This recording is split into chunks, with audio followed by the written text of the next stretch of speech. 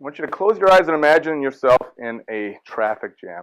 The reason I choose the traffic jam is because most of us have had experience, especially if we're from the Chicago area. We've had experience in a traffic jam, a real traffic jam, not one like you would experience here in normal at rush hour, where veterans is clogged up or something, or college is busy. I'm talking the kind you get on 55 or in the Eisenhower or the Kennedy, where you're stuck there and you're not going anywhere. You know what I'm talking about? Okay, so close your eyes and I want you to imagine yourself in a traffic jam such as that. And at this first moment, this first example, this first case, I want you to imagine yourself in a Toyota Prius. You're behind the wheel, or maybe if you don't like to drive or don't drive, maybe you're in the passenger seat in the Toyota Prius. For those of you who don't know, it's a tiny little car. I want you to think about how that makes you feel. What are you seeing in front of you? How are you experiencing that traffic jam in the Prius? What do you see on the side? Can you see around the car in front of you or over it? Can you see behind you? Can you see the source of the traffic jam at all?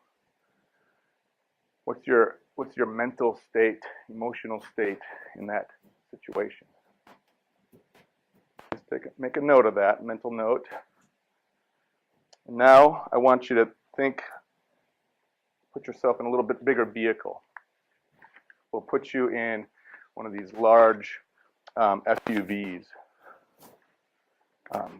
It's up much higher, you know, like the Hummer or something like that.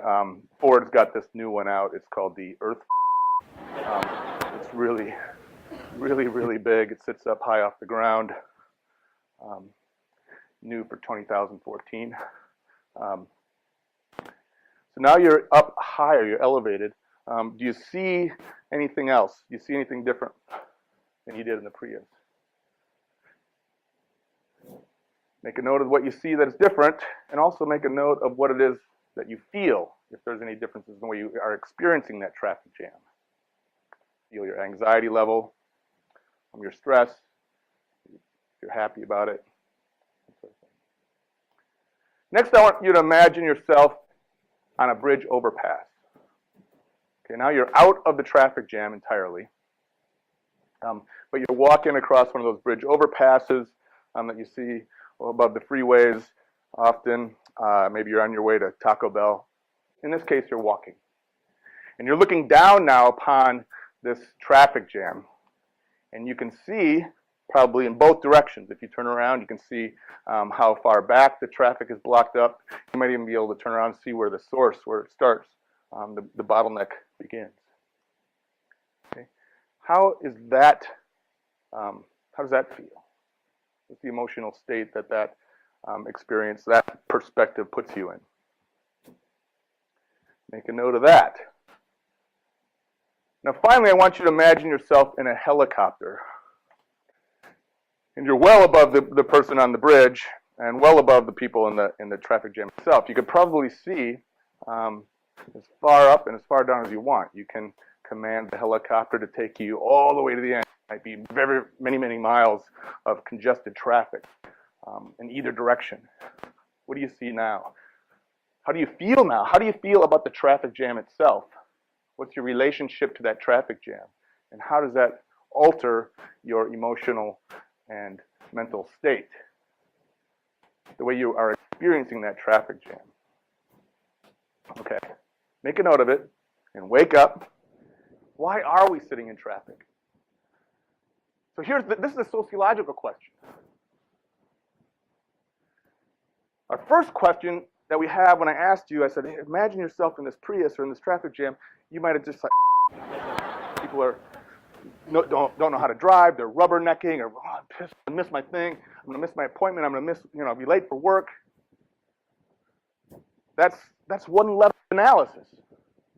That's where most of us spend most of our life.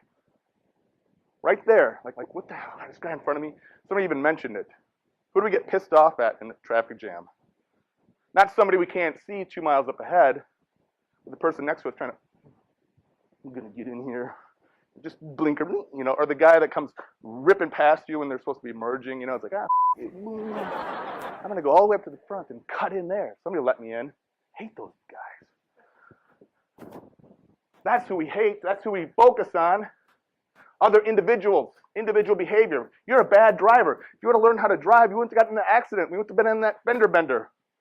Right? If you wouldn't be rubbernecking, we could keep moving, individuals. We don't look at the larger picture. We rarely look at the larger picture. So why are we sitting in traffic? Any ideas? That's a good question, isn't it? Why aren't we on a train? Not everybody. I'm talking about, most of you are from the suburbs. Many of us are from areas that we have to drive. Most of us are. So why are we in traffic? It's convenient. How convenient is it to sit in that traffic jam? I agree with you. We have to get somewhere somehow, but why are we doing it this way? We already have a car. We already have the stuff to go to. It's faster. That doesn't look convenient to me. Everyone had the same thought. Yeah, so then it stops being convenient. See the irony there? That's irony. That's real irony. Hey, this is really convenient. I got my own car. I can go wherever I want. Oh, shit. It's not convenient. We call it convenient, but that doesn't mean it's really convenient. I mean, let's analyze that empirically. It doesn't look empirically convenient to me. Go ahead. You want a source of independence. That's right. You want to be able to go wherever you want. Again, I point out the traffic jam. People aren't going wherever they want, are they? But in some cities, you can go, and it's just like every 3 minutes. I mean, you can go anywhere you want. It's like, oh, dang, I missed that one.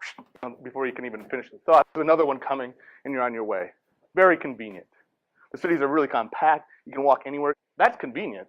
You don't even have to go into a car. Right? So that's a different way of measuring convenience. So why are we in traffic? Why are we sitting in traffic? Well, because this is the way we organized our society. You're right. This is what we have. We have a car. But why do we have a car?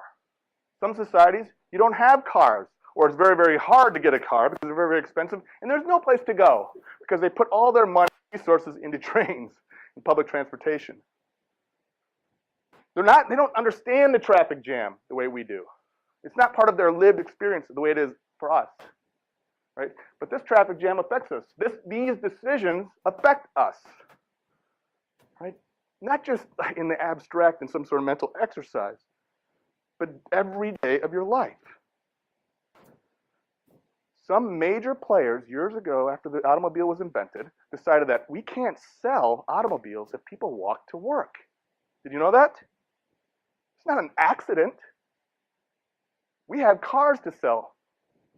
And they're not going to buy these cars unless they have to drive them. What a great way to create a market for cars. So guess what? They got together with the real estate developers and said, hey, let's build this thing called a suburb. And we'll pitch it. The American dream, own your own vinyl-sided house. Live way the hell out there with no neighbors and a half an acre of lot to mow every Saturday. Yay! And we bought it. And Detroit was happy. Right? People making tires, people making cars, people paving roads, people selling real estate. We're delighted. And now Chicago looks like this. Right? That's what it looks like. These are decisions that were made for us by others before we arrived on the scene that profoundly shape our everyday lives. Nothing you can do about it in the moment to change that, except to understand it, except to get in that helicopter, right, and try to see what the hell is going on. People, if you have longer commutes, you're going to end up more likely to get divorced. Did you know that? These are the consequences, the implications. It's not just some academic exercise. People spend more time in their cars during their commute. The longer you commute, the greater your odds that your relationship will dissolve. Isn't that interesting? So they're very real consequences. Personal troubles. Impacts on your personal story, your biography. These things that we didn't even think of. We never thought of a traffic jam in that way before. That decisions, policy decisions, politicians, corporate leaders, people trying to sell us things created a system, social structures, that produced these sorts of outcomes. It could have been created differently, but it wasn't. That's what we got. But it still has an impact on us.